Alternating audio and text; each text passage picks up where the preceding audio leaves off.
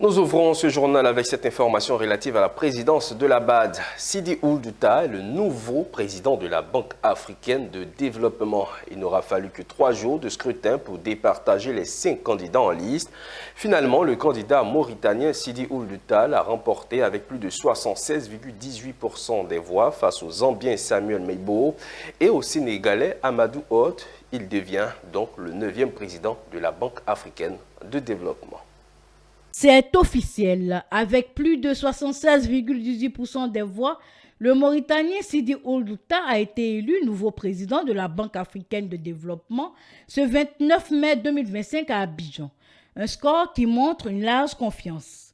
Ancien ministre de l'économie de la Mauritanie, il succède au Nigérien Akiumi Adesina. Sidi Ould Tah est un homme de dialogue soutenu par de nombreux pays africains, mais aussi par des partenaires hors d'Afrique. Son élection intervient à un moment important.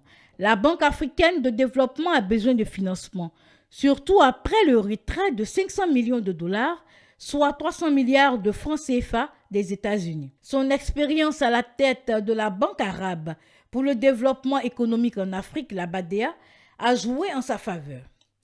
À la BADEA, il a lancé un programme d'1 milliard de dollars pour aider les banques africaines à soutenir les projets sur le continent.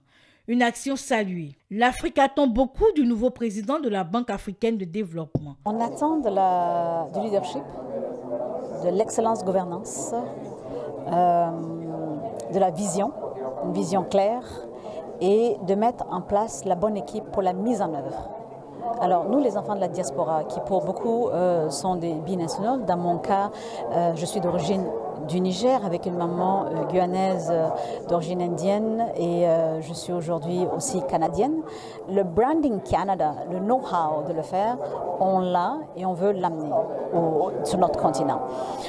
Et c'est le cas de beaucoup des membres de la diaspora. Donc mon attente, personne qui est élue de la BAD, c'est qu'elle puisse vraiment mettre les bons experts et les bons leaders. On donne la vision, on met les bonnes personnes avec la bonne gouvernance, tout peut se faire. L'électrification de l'Afrique, c'est pour hier.